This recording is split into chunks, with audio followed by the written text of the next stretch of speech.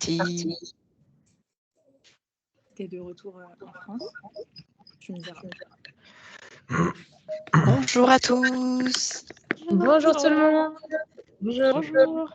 Bonjour tout le monde. Voilà, j'arrive pas à allumer la caméra. Bienvenue. Bienvenue sur ce Démo Day. Alors, on a une petite vingtaine de personnes connectées. Tout le monde a bien fermé son micro. On a encore des personnes qui arrivent. Alors, on va les faire rentrer. Bonjour. Bonjour Louise. Et bonjour à tous ceux qui nous rejoignent pour ce Démo Day. Bienvenue au Démo Day des incubations solidaires Big Bloom. Camille, je te passe la parole. Oui, alors, quelques petites instructions avant de commencer. Donc, bonjour déjà peut-être avant tout. Donc, moi, je suis Camille, je fais partie de l'équipe Big Bloom. Et je vais animer cette heure avec Tina à mes côtés. Donc, Tina, vous ne la voyez pas, mais elle est bien présente. Ça va être la petite voix, un peu comme dans les émissions télé. Et donc, pour cette heure ensemble, donc une petite consigne pour que tout se passe bien, c'est de bien fermer votre micro si vous ne prenez pas la parole. Donc, j'ai l'impression qu'il y a un petit écho. Est-ce que c'est partagé ou est-ce que c'est tout bon? Non, c'est bon de notre côté, hein, C'est Camille. tout bon. Ok, bah c'est que de mon côté alors. Très bien. Bon, Alors, moi vous aussi, j'entends le écho, pour le coup. Ok. Ouais. Ok. Alors peut-être Les micros sont coupés normalement. Je ne sais pas si l'écho continue. peut-être chez Yvan. Alors, on va débuter. C'est parti. Je vais partager mon écran et vous présenter hop, la présentation pour ce Démo Day. Donc, bienvenue à toutes et à tous. Là, donc vous connaissez plutôt bien Big Bloom, mais comme vous le savez, on a toujours des petites surprises. Donc là, aujourd'hui, nous avons Yvan Gatignon qui est à nos côtés et qui va vous dire un petit mot pour se lancer, pour démarrer cet après-midi.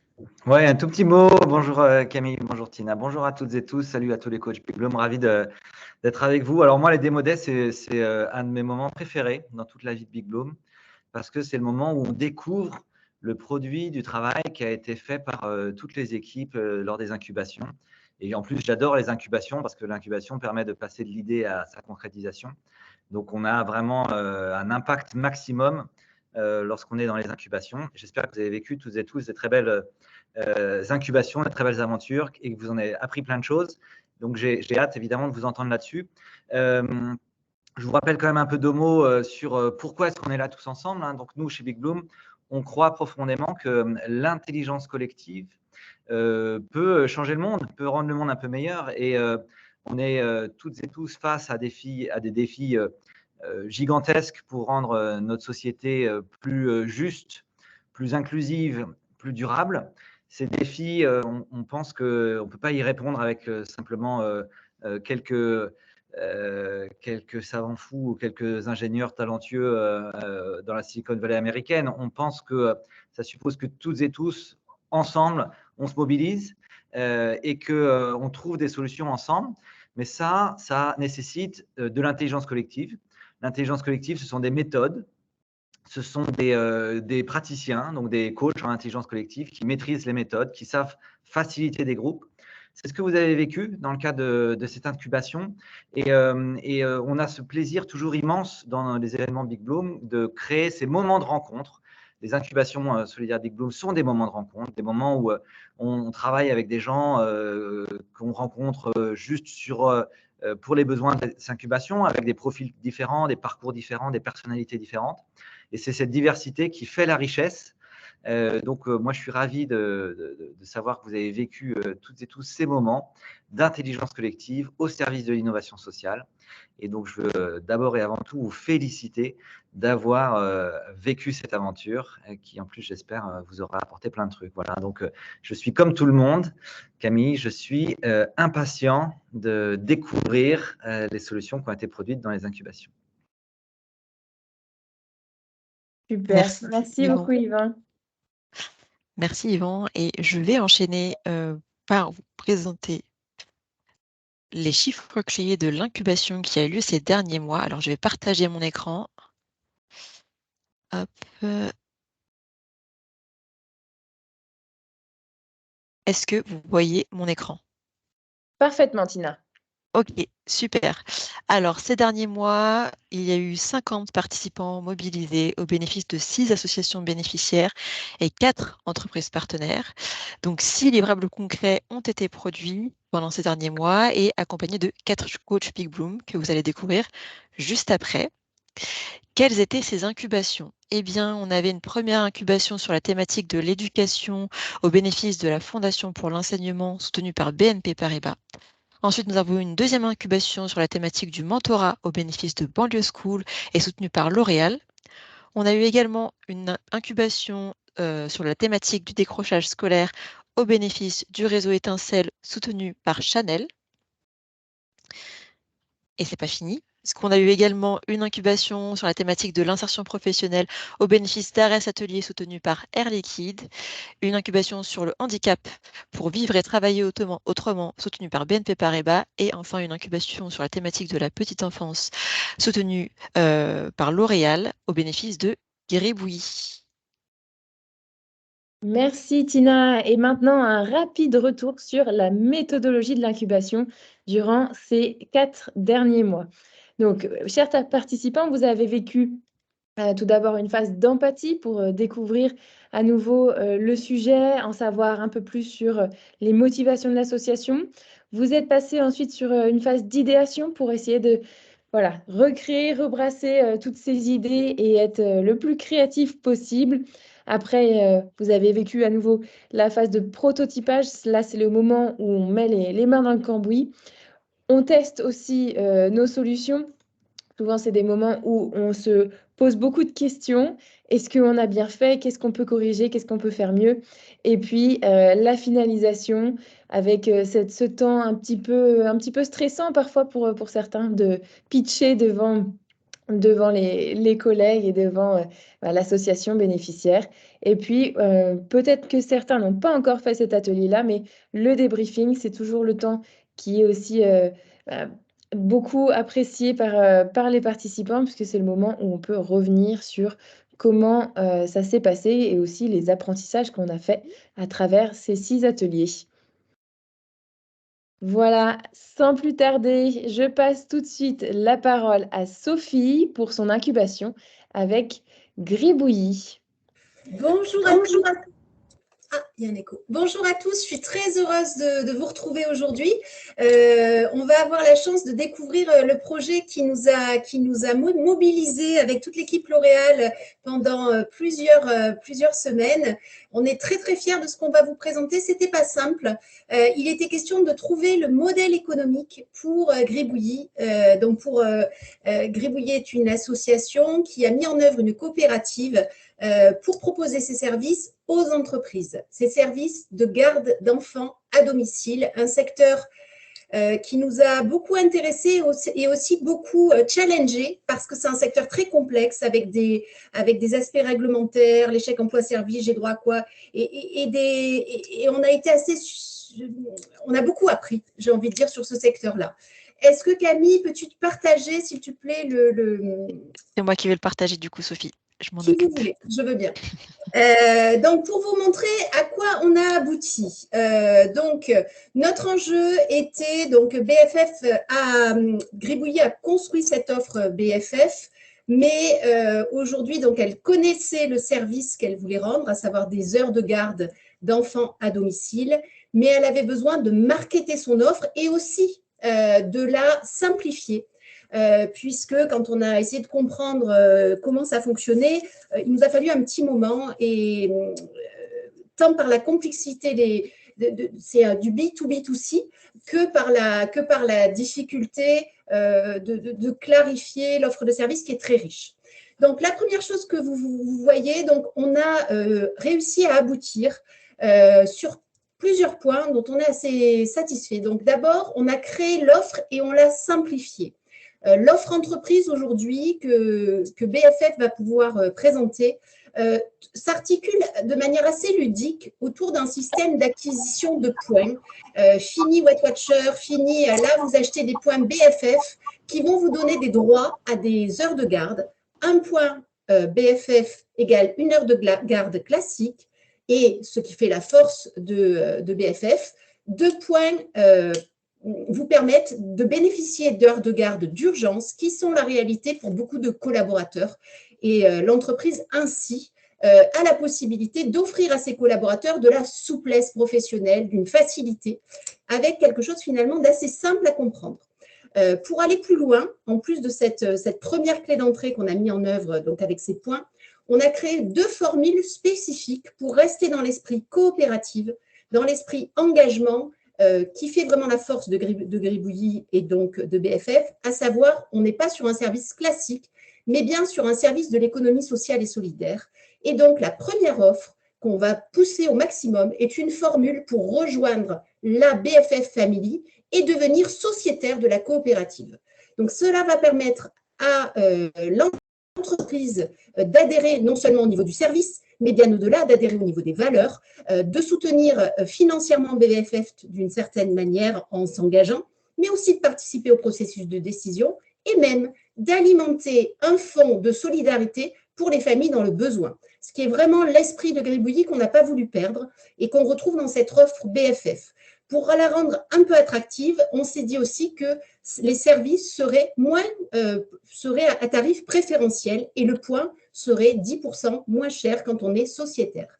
La formule numéro 2, plus classique, permet d'offrir un service de qualité, flexible et fiable, juste en étant client de BFF. Et c'est donc une offre avec un contrat classique, une acquisition de 500 € par collaborateur de l'adhésion et une acquisition d'un quota d'heures de points qu'on achète pour l'entreprise. Et bien entendu, pour compléter, le salarié achète à son tour des points. Bon, ça, c'est dans les 2 cas, pour compléter son offre. Voilà à quel résultat nous sommes parvenus. Petit, donc vous le voyez décliné dans ce document avec lequel Maï pourra aller à la rencontre des entreprises. Et on a également créé un webinaire pour lui permettre, autour de la parentalité, pour lui permettre de toucher les bons interlocuteurs, ce qui est aussi un gros enjeu pour elle. Voilà, je pourrais en parler plus longtemps, mais je sais que le temps est compté. Voilà le résultat de notre travail. Et je tiens vraiment à féliciter toute l'équipe qui s'est engagée à mes côtés, Laetitia, Dolores, Valérie, Cécile, Émilie, Camilia, bien entendu Maï, Stéphie, et également Erwan, qui a vraiment joué un rôle majeur puisqu'il est intervenu. Donc, Erwan de L'Oréal a été notre testeur et sa connaissance des coopératives nous a énormément aidés. Merci Erwan et merci à toute l'équipe. Voilà. Et merci à toi, Sophie. Bravo, bravo pour cette présentation express. C'est toujours difficile de présenter 3 mois de travail en 3 minutes. Donc, félicitations et bravo aussi à évidemment toute l'équipe. Alors, sans plus tarder, nous allons passer à l'incubation suivante. Nous sommes avec la chère Barbara et c'était pour vivre et travailler autrement. Barbara, comment ça s'est passé pour toi?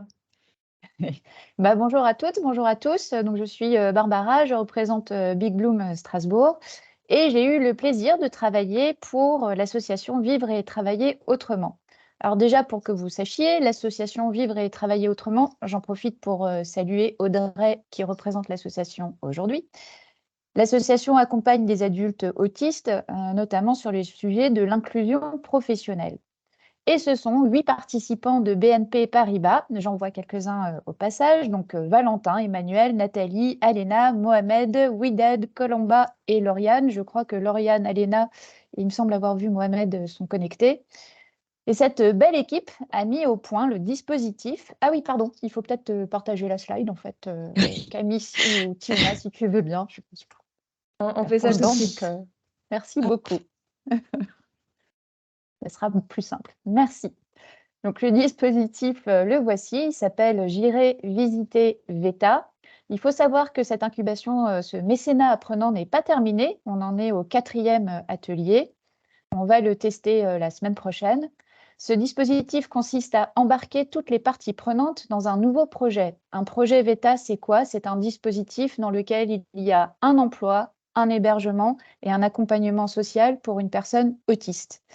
Et avec la phase d'empathie, qui a été vraiment hyper importante dans ce projet, on a constaté qu'il y a un acteur en particulier qu'il faut réussir à engager.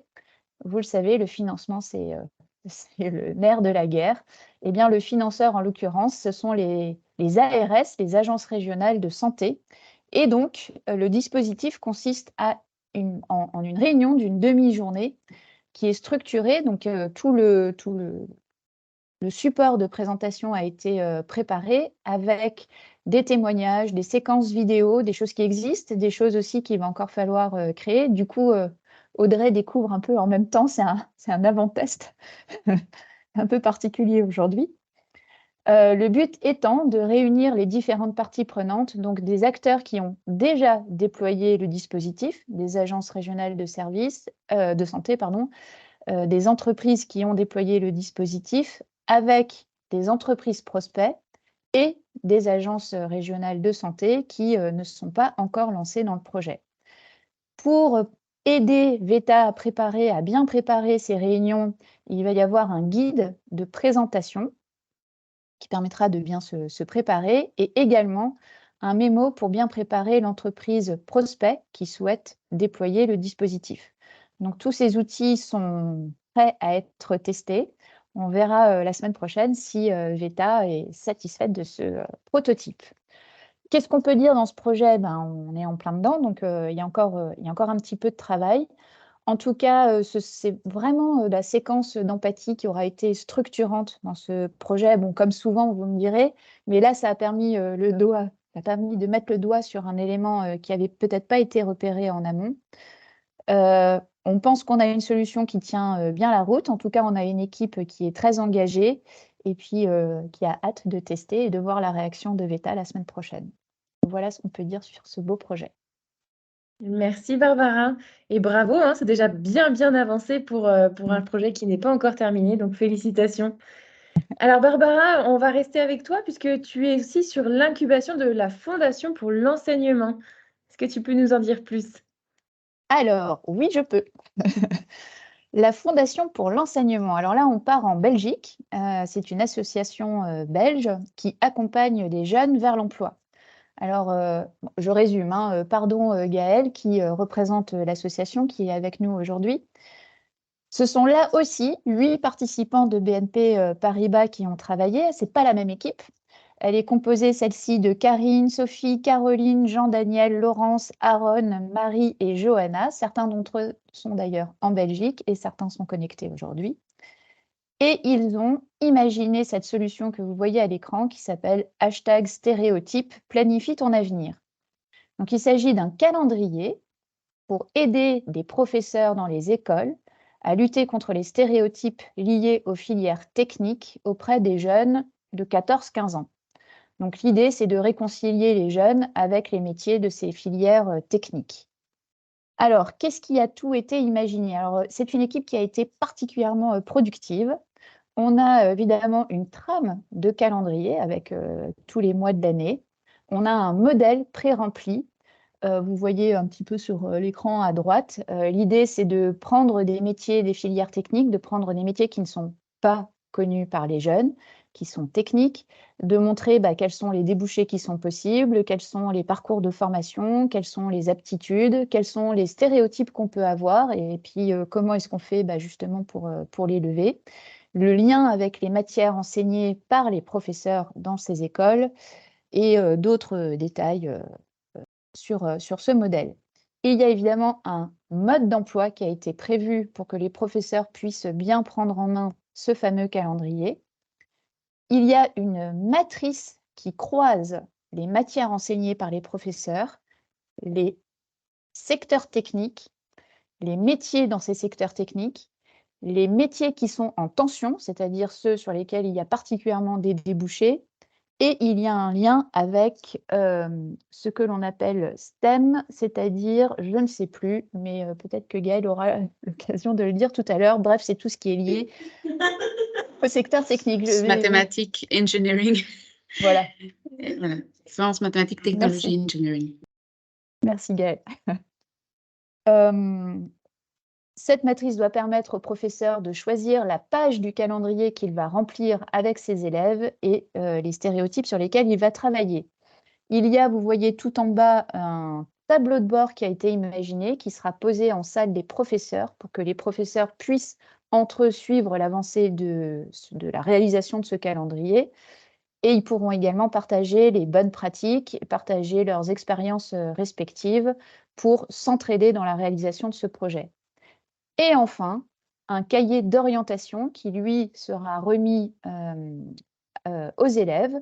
Les élèves pourront noter ce qu'ils auront découvert sur les différents métiers qu'ils ne connaissaient pas, ce qui leur a plu, ce qui leur a moins plu et ce qu'ils retiennent. Et finalement, ça doit les aider à bien s'orienter pour la suite de leur parcours d'éducation. Voilà ce que l'on peut dire sur cette solution. Ce qu'on peut dire sur l'équipe, quand même, c'était une équipe ultra engagée. Il y a eu beaucoup d'idées. Ils ont aussi une capacité à concrétiser leurs idées qui était assez impressionnante. Et je pense que, on verra ce que dira Gaëlle tout à l'heure, mais je pense qu'il y avait satisfaction à l'issue de la phase de test. Là non plus, on n'a pas terminé. Il nous reste un atelier au mois de décembre. En tout cas, c'était un beau mécénat apprenant. Merci beaucoup, Barbara. Je pense qu'on peut applaudir ces 3 premières incubations. Bravo à toutes les équipes. J'ai l'impression qu'on ne s'arrête pas à un prototype. Finalement, il y a vraiment pléthore de possibilités, de dossiers qui sont remis après aux associations. Donc, bravo vraiment pour tout votre travail. Alors, je pense qu'on va faire une petite page de pub, ou plutôt une entracte. On va Oui. vous passer la parole, chers participants, pour savoir un peu comment ça s'est passé pour vous. Et pour Oui. animer cela, je laisse la parole à Tina. Merci beaucoup Camille. Oui, on est super intéressés aussi d'avoir le retour des participants sur ces incubations, sur ce que vous avez vécu. Du coup, je crois que sur ces 3 incubations, est-ce que nous avons parmi nous Kevin de Air Liquide et Yasmine de Chanel pour nous partager voilà, un peu vos apprentissages sur ces incubations? Est-ce que vous êtes parmi nous? Oui. Oui, bonjour à tous, oui, je suis là. Je mets ma caméra, hop. Alors Oui. Yasmine, est-ce que tu peux nous dire un peu avec quoi tu repars à l'issue de ces incubations? Qu'est-ce que tu as appris ces derniers mois? Oui, alors pendant l'incubation, déjà j'ai appris ce qu'était une incubation parce que c'était la première fois que j'en faisais une. J'ai bien appris quels étaient les enjeux d'une incubation et vraiment tout ce que ça amenait. Aussi, j'ai appris la méthode du design thinking. Je trouve que c'est une méthode hyper efficace qui guide à chaque étape de l'incubation, qui est vraiment hyper pertinente pour l'incubation en tout cas. Ce que j'ai appris, c'est aussi que c'est essentiel de ne pas se brider pendant le processus de créativité. Moi, j'avais tendance à me dire que les idées que je pouvais avoir seraient peut-être pas les bonnes, mais en fait, il faut vraiment toutes les dire parce que c'est ce qui va permettre d'avoir la meilleure solution possible pour l'association. Aussi, il faut apprendre à gérer un peu sa frustration parce que, comme le disait Florence, celle qui nous a guidés pendant toute l'incubation, qui a été formidable, qui nous disait d'être bienveillant avec nous et en fait, on a tellement envie de donner des outils clés en main et parfaits à l'association, donc là, c'était le réseau Étincelle, qu'on a tendance à vraiment vouloir que le niveau esthétique soit parfait, que tout soit vraiment nickel. Même si on a 6 sessions, donc c'est assez confortable, on peut rendre un rendu assez perfectionné, mais il faut apprendre à gérer cette frustration. On rend des outils clés en main, certes, mais le niveau d'esthétisme, enfin, ça peut arriver que ce ne soit pas l'idéal qu'on aurait pensé, mais il faut apprendre à gérer cette frustration, voilà. Merci Yasmine pour ce témoignage. Merci beaucoup. Je t'en prie. Kevin, C'est est-ce la que patte tu veux... Chanel. Oui. Est-ce que tu Alors, veux nous partager aussi un peu ton témoignage, ton expérience sur ces incubations? avec plaisir. Est-ce que vous m'entendez bien? Oui, C'est tout bon? très OK. bien. Donc bon, je vais essayer de j'ai la pression après la belle intervention de Yasmine. Alors moi, ce que je retiendrai, je verrais plutôt ça comme un voyage, en fait, qui m'a permis de, un, mieux comprendre ma société. Ça veut dire qu'on a l'occasion de travailler avec des personnes de notre boîte qui ne sont pas des mêmes divisions, des mêmes horizons. Donc ça, c'était, déjà bénéfique, pour que je comprenne mieux ma société. Et alors nous, on a eu cette chance, je ne sais pas si tous les ateliers fonctionnaient comme ça, mais d'avoir vraiment des personnes d'Ares Atelier avec nous. Et j'ai trouvé ça hyper intéressant de comprendre, ben, qu'est-ce qu'ils font? Qu'est-ce qui les motive? Et de réussir à intégrer ça dans le livrable pour s'assurer que finalement on répond à leurs besoins et qui peut être parfois évolutif au sein même des ateliers, hein. Je pense qu'on a autant, changé, notre vision de voir les choses qu'eux, aussi envers les entreprises et j'ai trouvé qu'on a réussi à trouver une alchimie d'équipe. En fait, j'en retiens ça, c'est qu'à la fin, je trouve et j'aurais plaisir à retravailler avec les personnes d'Ares Atelier et d'Air Liquide parce que voilà, ça m'a ouvert les yeux sur des sujets. Je pense on leur a également apporté quelque chose et j'aurais vraiment un plaisir à nouveau à travailler sur un sujet avec eux. Voilà, je dirais le plaisir et l'apprentissage, c'est ce que j'en retiens. Merci beaucoup, Kevin, pour ce témoignage hyper intéressant. Et on est ravis que ça t'ait plu. Je vois qu'on a aussi Sylvain d'Air Liquide. Sylvain, est-ce que tu veux nous dire un petit mot? Merci beaucoup. Oui, petit mot, effectivement, la découverte, hein, comme a pu l'indiquer Kevin, découverte des différentes personnes. Le travail en design thinking, hein, qui est toujours très intéressant et surtout de savoir justement avancer sur un délai limité. Parce que c'est souvent ce qui peut faire extrêmement peur. Et pourtant, justement, on arrive à aller assez loin grâce à cette limitation et à ce travail en commun et à la méthodologie qui est appliquée. Donc, c'est véritablement pour poursuivre, Kevin, avec l'environnement complet, le groupe et la méthodologie qui permet d'avancer, quoi. Merci beaucoup, Sylvain. Alors, je ne sais pas si quelqu'un d'autre veut intervenir, mais n'hésitez pas, si on a des participants qui veulent témoigner. Moi, j'aurais une question, si vous souhaitez y répondre. Est-ce que, si vous aviez un conseil à donner aux prochains participants des incubations, ce serait quoi? Kevin, Sylvain, Yasmine, n'hésitez pas. Oui, Kevin? Alors moi, je dirais refaire, on a eu de la chance en première session d'être chez Ares Atelier. Et je pense que pour toute incubation, ça nous a un peu guidés parce qu'on était allé chez eux et donc on avait pu mieux comprendre leurs besoins finalement, leur environnement.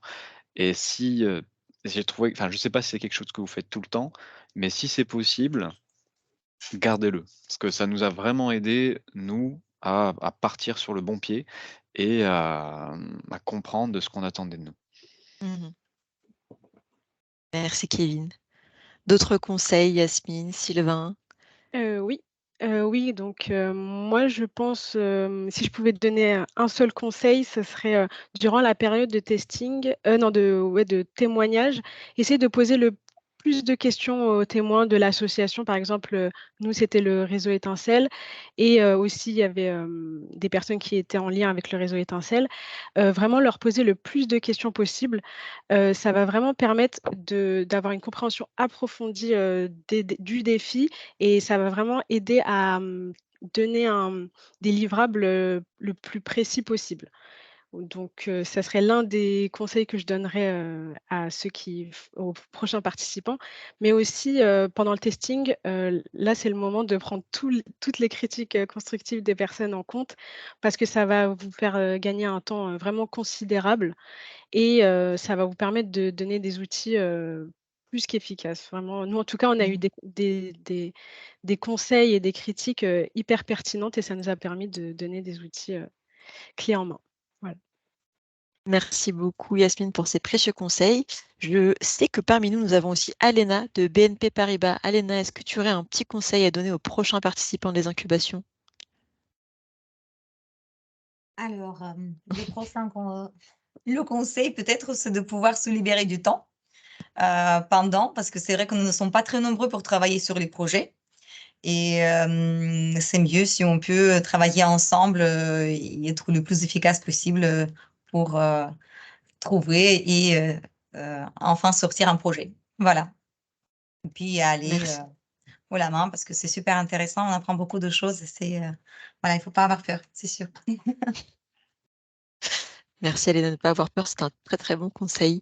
Eh bien écoutez, merci beaucoup pour tous ces témoignages et toutes ces expériences partagées. Je propose qu'on continue avec les présentations des 3 autres incubations. Et sans plus tarder, je vais de nouveau donner la parole à Barbara pour Je pensais que Arrêt c'était à Satelier. moi. Ah bah, Camille, si tu veux, vas-y, avec plaisir. Mais tu as raison, c'est un raccourci, c'est beaucoup plus efficace. Mais moi, c'est OK, je partage. Hein. Camille, tu voudrais dire quelque chose? Je voulais te lancer, je voulais te donner l'élan pour partager ta Mais 3e vas-y. incubation quand même, c'est pas rien. Avec Arrêt Atelier. Merci Camille. Alors, Arès Atelier, du coup, vous avez eu un petit témoignage déjà avec Kevin et Sylvain. Donc, Arès Atelier, c'est une association qui est un centre d'adaptation qui accompagne les personnes particulièrement éloignées de l'emploi. On a là des bénéficiaires qui travaillent à mi-temps dans l'atelier que nous avons visité, comme Kevin l'a dit, et qui sont socialement accompagnés le reste du temps. Donc, nous avions 5 participants d'Air Liquide. Il y avait Sylvain et Kevin, mais il y a aussi Mathieu, Corinne et Emmanuel. Et on avait 2 participants de chez Arès Atelier avec Marianne et Benjamin. Qu'est-ce qu'on a fait? On a réalisé une maquette. Alors, on lui a donné un petit nom à cette maquette qui s'appelle Arès Atelier. Pourquoi? Parce qu'on avait hâte de, je ne sais plus comment on l'avait exprimé, de relier les personnes entre elles. Il y avait toute une histoire avec ce titre et l'équipe l'expliquerait bien mieux que moi, mais l'idée, c'était de recréer du lien entre les bénéficiaires. Et donc, on avait pour mission de revoir l'espace de production, d'optimiser cet espace de production, de le rendre plus lisible, plus efficace, de fluidifier les flux. Donc, vous avez une petite image de l'espace de production revue, il y a plein de couleurs. L'équipe s'est également inspirée des principes, pour ceux qui connaissent, du Lean Management, avec notamment tout ce qui concerne le rangement des ateliers, là aussi, pour que ce soit plus simple et plus efficace, et aussi plus agréable d'y travailler. Quand c'est bien rangé, on a plus envie de travailler. Et avec aussi les principes de management visuel pour pouvoir expliquer et permettre aux bénéficiaires de bien suivre quelques indicateurs au quotidien dans leur espace de production. On ne s'est pas contenté de revoir l'espace de production, on a aussi réaménagé les bureaux. Cette équipe s'est dit, mais tant qu'à faire, on revoit l'espace dans son intégralité. Et donc, ils ont créé un open space pour permettre aussi de recréer ou d'améliorer le lien entre les personnes de l'association. Ils ont créé des espaces, des bureaux individuels pour recevoir les bénéficiaires, pour pouvoir réaliser des entretiens individuels. Et puis, dans tout cet espace revu, il y avait surtout pour grande mission d'y intégrer un espace de vie sociale pour que les bénéficiaires aient un espace à eux. Il y avait déjà une cuisine, il y avait déjà une douche, et l'équipe a revu cet espace, l'a agrandi, y a ajouté une sorte de salon pour pouvoir se reposer, pour pouvoir discuter, aussi pour pouvoir y faire des recherches sur Internet. Ils ont apporté du confort à cet espace en ajoutant des espaces de douche, par exemple, et puis aussi en y amenant les vestiaires qui ont été promenés dans tout l'atelier. Au fur et à mesure des ateliers, tout ça a beaucoup évolué. Là, vous avez une image finie qui paraît toute simple, toute évidente, mais c'est ça la beauté de l'incubation, c'est qu'au fur et à mesure, on avance, on reprend, on défait, on refait, on déplace des choses, et tout ça grâce à des outils que l'équipe ont trouvés, et ça donne un résultat, ma foi, qui a été très satisfaisant pour l'association. En tout cas, c'est ce qui a été dit par Arès Atelier. Moi, ce que j'ai envie de dire, c'est que ça a été, je ne sais plus comment Kevin l'a exprimé, mais c'est vrai que c'était une équipe très harmonieuse Il y avait vraiment une envie partagée de répondre à RES Atelier. Probablement, effectivement, que le fait d'être allé sur place, alors vous comprenez mieux aussi pourquoi on y allait, hein, revoir un espace de production si on ne l'a jamais vu, penser confort pour des bénéficiaires si on n'a pas vu un minimum dans quel environnement ils sont et comment ils travaillent, c'est assez compliqué. Ce qu'on peut dire aussi, c'est qu'on était dans l'association au départ et on a aussi fait le dernier atelier, le débriefing, chez Air Liquide, qui nous a à son tour accueillis. Et ça, c'était vraiment sympa. C'était une belle manière de terminer ce beau projet, cette belle incubation. Et voilà, ben, j'espère qu'on aura d'autres occasions de travailler sur d'autres projets. Et bravo à toi, Barbara. Bravo. Donc, si vous avez des besoins de home staging, vous savez à qui faire appel. Barbara reverra tout votre intérieur. Les équipes Avec peut-être de Air l'équipe d'Air Liquide, voilà. C'est ça, avec son équipe. Bon, cette fois-ci, je rends l'antenne. Tu rends l'antenne, mais c'était déjà très très bien, hein. 3 incubations en parallèle. Bravo à toi pour tout ce travail et félicitations encore à tes équipes. Alors, l'incubation suivante a été menée par Florence et elle était au bénéfice de Réseau Étincelle. Florence ne peut pas être avec nous aujourd'hui, mais évidemment, elle ne nous a pas laissé sans rien. Elle a préparé une petite vidéo que nous allons vous partager dans un instant. Donc, pour vous quand même me donner un petit peu de contexte, la mission de Réseau Étincelle, c'est d'accompagner les décrocheurs scolaires et de transformer le renoncement en motivation. Donc, je laisse Florence prendre la suite. Cette fois, on va laisser la main à Florence.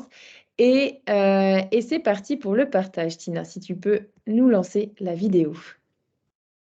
Oui, j'arrive tout de suite. Alors, bougez pas.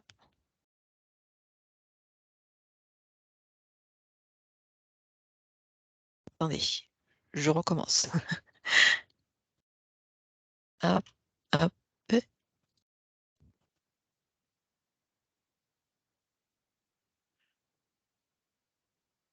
Et c'est parti. Je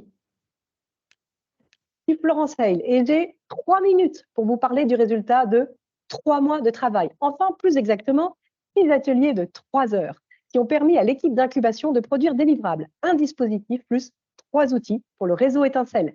Des livrables plus que clés en main, comme nous l'ont dit Louise Guerre et Laurent Aubron du réseau Étincelle, ainsi que Marie Bonafé de chez Chanel, 3 personnes qui ont été fortement impliquées tout au long de cette incubation et que je remercie.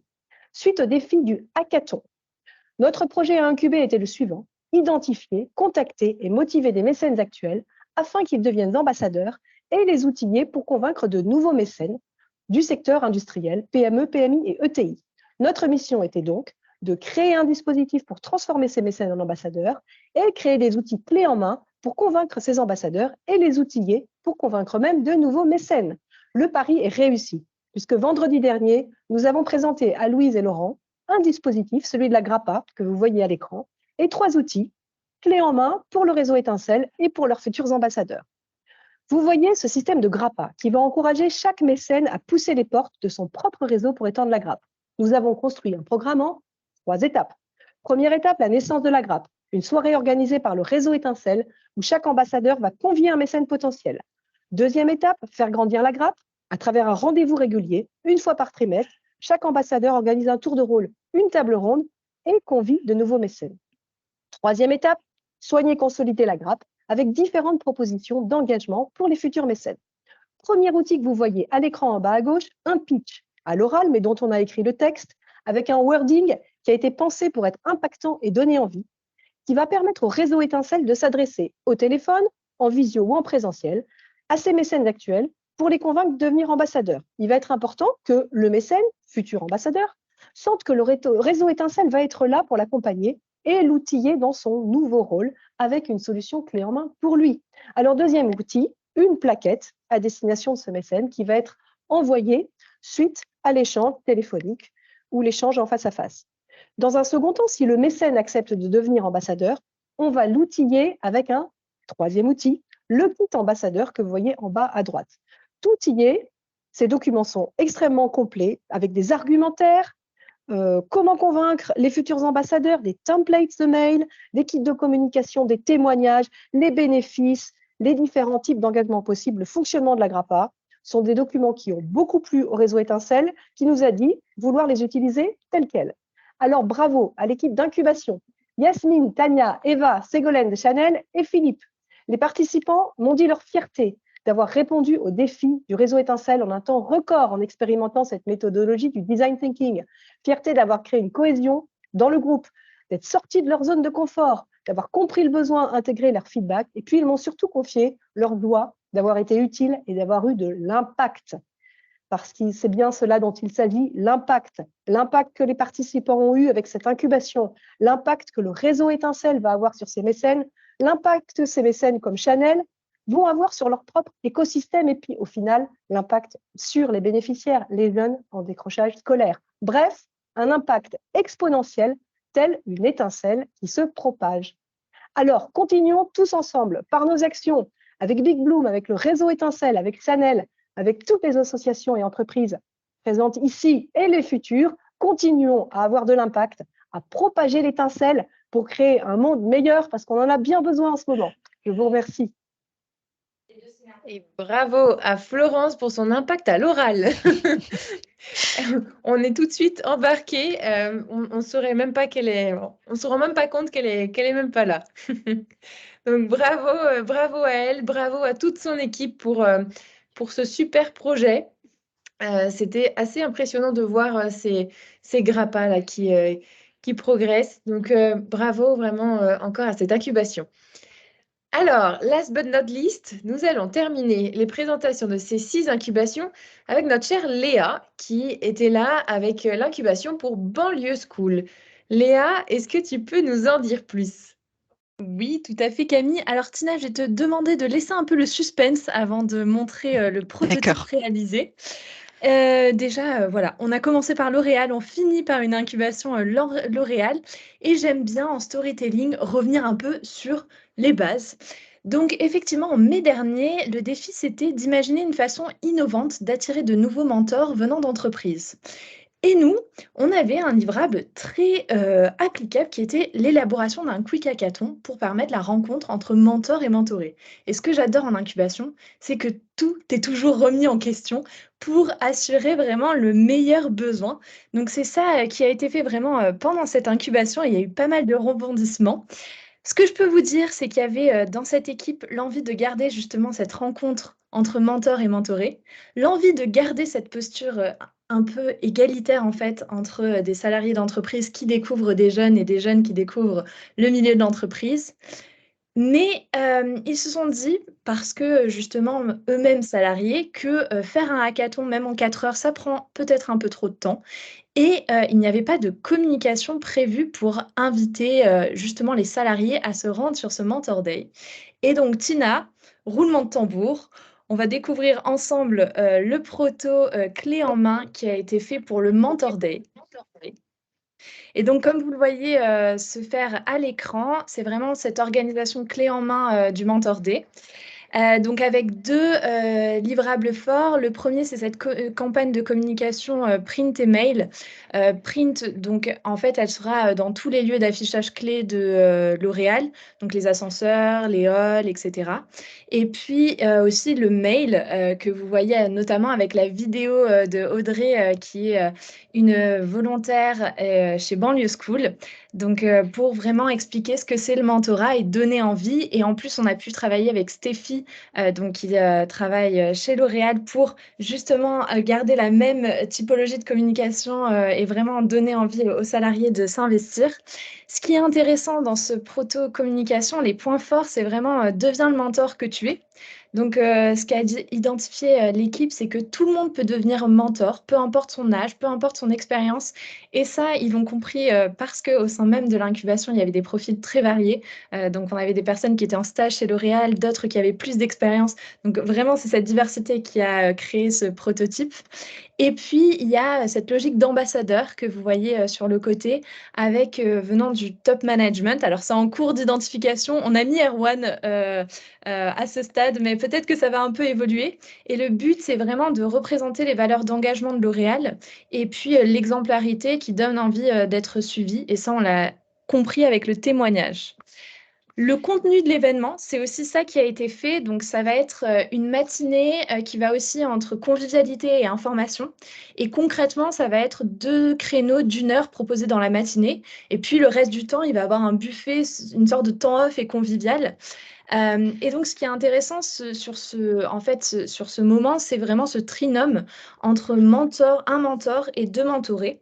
Et en fait, ça va être l'objectif de se poser des questions et se découvrir, faire connaissance. Et comme vous le voyez à l'écran, il y a 2 types de questions. Il y a apprendre à se connaître et il y a les questions un peu plus professionnelles. Et on est vraiment sur cette côté égalitaire, en fait, entre je découvre un jeune et je découvre le monde du salariat. Donc, on a une sorte de speed dating, en fait. Toutes les 10 minutes, ils vont changer de trinôme et pouvoir découvrir différents mentors et mentorés. Et donc, on a vraiment cette découverte qui est faite. On a un côté aussi premier pas dans le mentorat, puisqu'on comprend mieux un peu les attentes des mentorés. Et puis, il y a une rapidité d'exercice, c'est ce que je vous disais pour les salariés. C'est plus facile d'assister à ce genre d'événement et donc de se dire, ça y est, je peux y aller et je peux devenir mentor chez Banlieue School. Je vous délivre juste les 2 belles surprises qu'on a à la fin de cette incubation. La première, vous voyez, il y a bien écrit le 25 janvier 2024 parce que ça va vraiment se réaliser le 25 janvier 2024 dans les locaux de L'Oréal au Visionnaire. Donc, pour les L'Oréaliens, c'était le must du must. C'est le nouveau bâtiment de L'Oréal et apparemment, c'est génialissime. Et puis, la semaine prochaine, Banlieue School sera bénéficiaire d'un nouvel hackathon, l'hackathon intelligence artificielle, et ça va lui permettre de créer notamment un test pour les mentors qu'on pourra potentiellement intégrer dans cet événement. Donc, félicitations à l'équipe, bravo à Sandrine, Laure, Clara, Jérôme, Éléonore, Margot, Antoine, et aussi côté Banlieue School, Clémence, Mona, et côté L'Oréal, Stéphie et Erwan. C'était vraiment une très belle incubation. Bravo à vous tous. Et bravo à toi, Léa, bravo à ton équipe. C'était beaucoup de travail, hein, je crois. De toute façon, c'était beaucoup de travail pour les 6 incubations. Ça, il n'y a aucun doute. Mais du coup, on est tous là pour des associations. Et est-ce qu'on n'aimerait pas entendre ces associations? Donc, on va passer un petit tour de table, justement. Et je repasse la parole à Tina pour animer cet échange. Merci Camille, mais oui, on est super intéressé d'avoir le retour des associations et je vois que Louise du réseau Étincelle, tu as la main levée. Je ne sais pas si c'est un heureux hasard ou une coïncidence, mais du coup Louise, est-ce que tu veux nous partager un peu ton retour sur l'incubation dont tu as bénéficié avec Chanel? Oui, oui, tout à fait. Non, c'était un geste, un geste naturel. Nous, sur le hackathon, c'est un peu comme Kevin tout à l'heure. Moi, c'était mon premier hackathon. Et c'est vrai, ce que j'ai apprécié, c'est que voilà, aujourd'hui, il faut aller vite, plus personne n'a le temps et on n'a plus le temps de mener des projets sur 1 an, 2 ans, 3 ans, tout va vite. Et donc, cette idée, en fait, de ramasser ça sur 5 ou 6 réunions où les personnes qui ont été impliquées de chez Chanel nous ont dit après, mais pendant 3 heures, on ne pensait que réseau Étincelle, c'était super concentré. Enfin, voilà, je trouve que la méthode est vraiment très, très bonne et le résultat nous a beaucoup plu. Parce que nous, on voulait vraiment développer cette notion d'ambassadeur, de développer le réseau auprès de nos mécènes actuels, auprès de leurs fournisseurs, de leurs clients. Enfin, voilà, c'est ce qu'on appelle la GRAPPA, hein, c'est vraiment faire écosystème et permettre à tout son environnement. Il y a des entreprises industrielles comme Chanel d'en profiter aussi pour presque faire de l'initiation au mécénat avec des sous-traitants PME qui ne sont pas forcément là-dedans. Donc, je trouve que ça fait œuvre utile aussi pour toutes les associations qui sont présentées ici. Et puis, le résultat a vraiment été top. Enfin, quand on dit c'est clé en main, voilà, je pense qu'on est capable demain matin de lancer ça. Et nous, on prévoit en fait une soirée ambassadeur dès le mois de janvier. Donc, voilà, on est chaud bouillant sur le résultat. Merci à il y a Yasmine notamment qui était là. Mais voilà, ça nous a aussi bien redynamisé. Hein. Le réseau Étincelle existe depuis 10 ans. C'est difficile d'aller chercher des mécènes, c'est compliqué. Moi, je fais ça en tant que bénévole. Et ça nous renouvelle aussi, ça nous donne un nouvel élan de voir l'enthousiasme d'une équipe et puis le résultat en 2 mois et demi. Merci beaucoup, Louise, pour cette belle histoire. En parlant de belle histoire, j'ai vu que nous avons aussi Mona de Banlieue School. Mona, est-ce que tu veux nous partager aussi, voilà, ce que t'as apporté l'incubation pour toi? Qu'est-ce que ça a apporté à Banlieue School?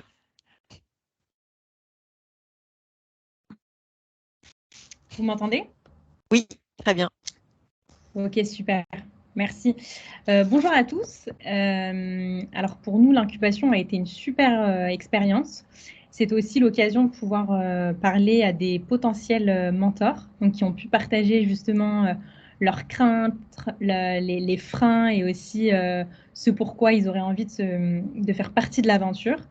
Effectivement, ça a été une incubation, je dirais, pleine de rebondissements. Mais au final, ça a été vraiment que des belles choses, des belles rencontres.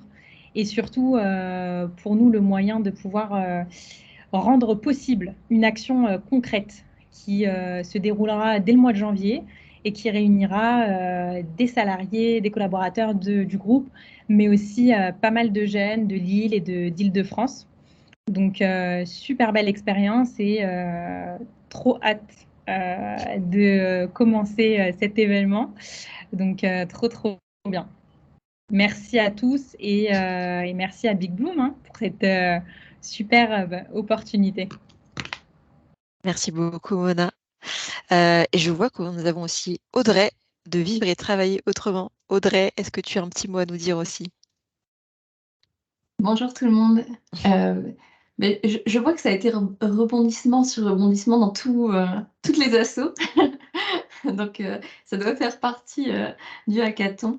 Nous, moi, je ne connaissais pas du tout non plus cette façon de travailler. Et c'est vrai que c'est super le travail comme ça en groupe. Ça permet de développer des idées. Et chez nous, ça nous a aussi permis de nous poser, de bien redéfinir notre stratégie pour le développement de l'asso. Et c'est vrai que ça, on a réussi à se poser autant de questions aussi grâce au groupe qui nous a posé les questions. Et là, on s'est dit, bah oui, c'est peut-être dans cet axe-là qu'on doit partir et pas dans celui où on était parti.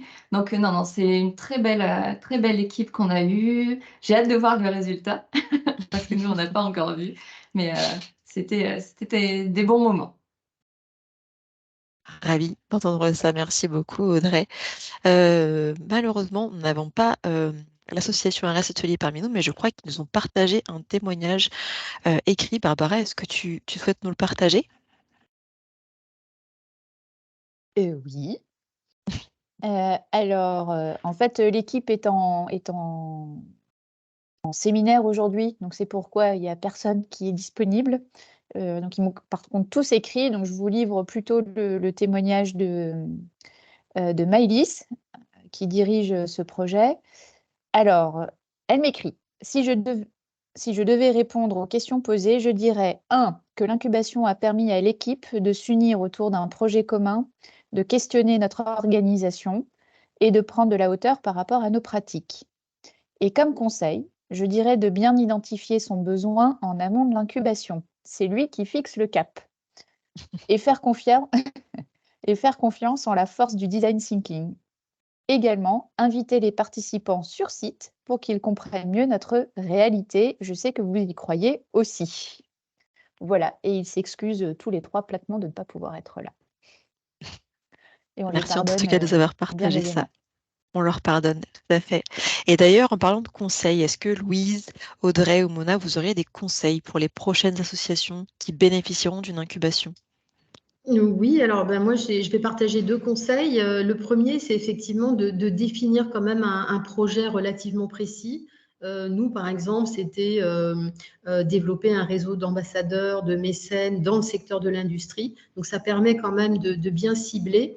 Et je pense que la deuxième chose, alors nous, on n'a pas pu accueillir le groupe puisque Chanel est à Paris et nous, le siège est à Envelin dans les Hauts-de-France. Mais avec Laurent Aubron, on est tous les deux au conseil d'administration, on est très impliqués. On s'est impliqués tout le long du projet. Et ça, je crois que c'est super important parce que le groupe, en fait, allait dans certaines directions qui étaient super, puis des fois dans d'autres un peu moins, où on se dit, ah ben non, ça, on l'a déjà fait, donc ça, voilà, ou oubliez pas de prendre en compte ceci. Et je pense que ça a permis au groupe aussi d'arriver sur quelque chose de clé en main, parce qu'on a vraiment été là à chaque...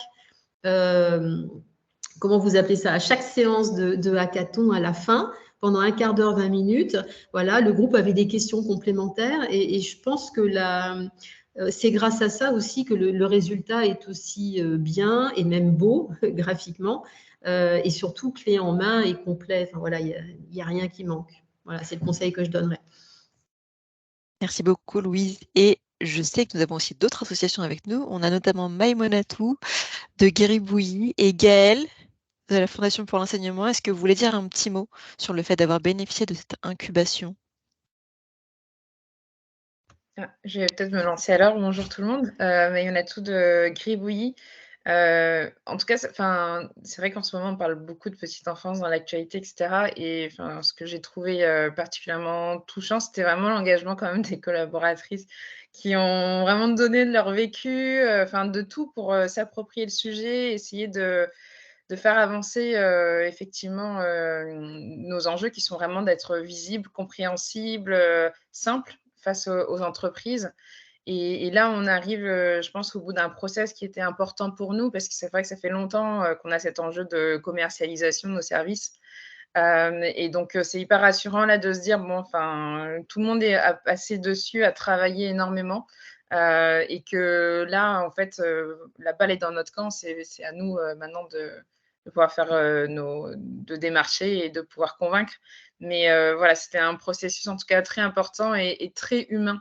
Et ça, j'ai beaucoup apprécié dès la première rencontre. Et ça nous fait du bien à nous aussi, voilà, quand on porte tous ces sujets un peu à bout de bras, de sentir ce soutien-là et la contribution. Merci beaucoup à tout le monde, vraiment. Merci beaucoup, Maïmonatou. Et je vois le petit témoignage avec un petit cœur. Je vois le témoignage de Gaëlle. Merci beaucoup pour ton témoignage, Gaëlle, pour la Fondation pour l'enseignement. Je rejoins tout ce qui a été dit. Super expérience avec un bout de parcours, une idée très concrète et aboutie à mettre en œuvre très rapidement. Merci beaucoup à toutes et à tous. Et merci à vous, en tout cas, chères associations. Merci aux participants et aussi merci aux partenaires. Et je vois qu'on en a parmi nous. Je vois notamment Anne d'Air Liquide, Erwan Noël de L'Oréal. Et je ne sais pas si nous avons aussi Marie Bonafé de Chanel.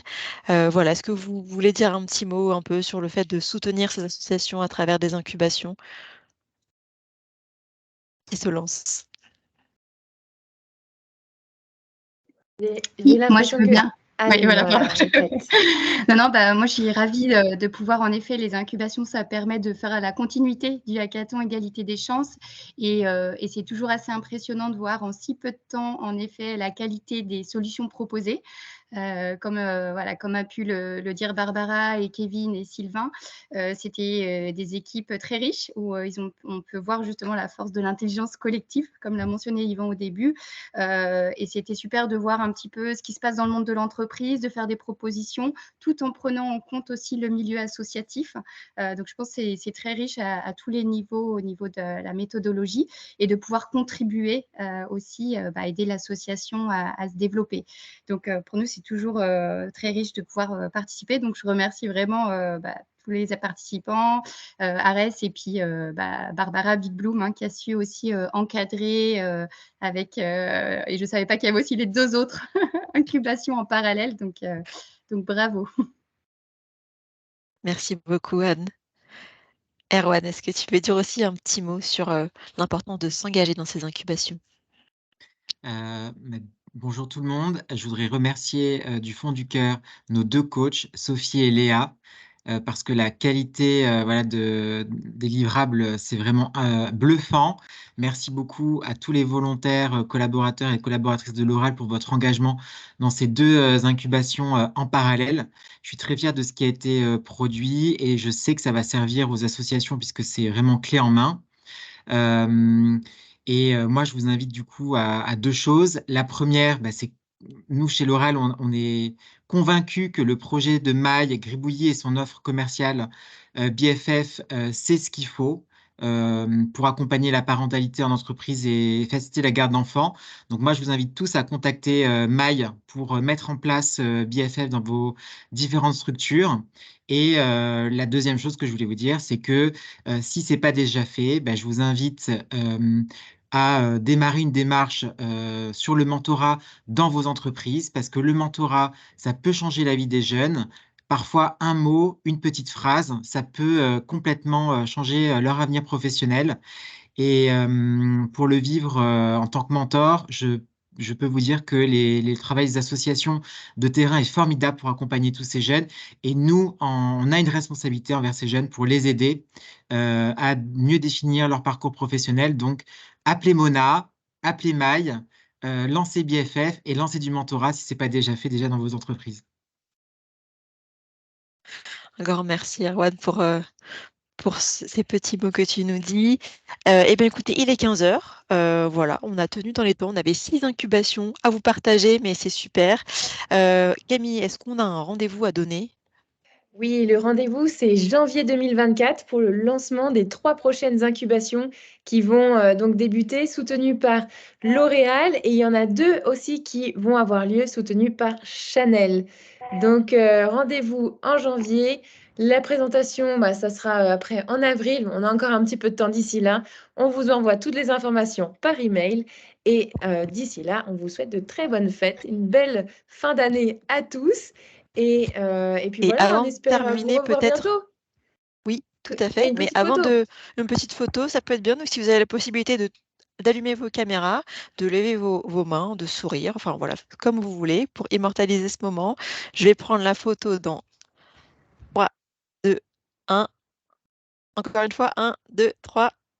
Et merci beaucoup. Merci à toi, Merci Tina. beaucoup. Très bonne journée à tous. Bon après-midi à tous et à bientôt. Merci. À Et bientôt. Merci bravo beaucoup. encore pour Merci, tous ces Big beaux Bloom. projets. Félicitations. Merci, au revoir. Merci.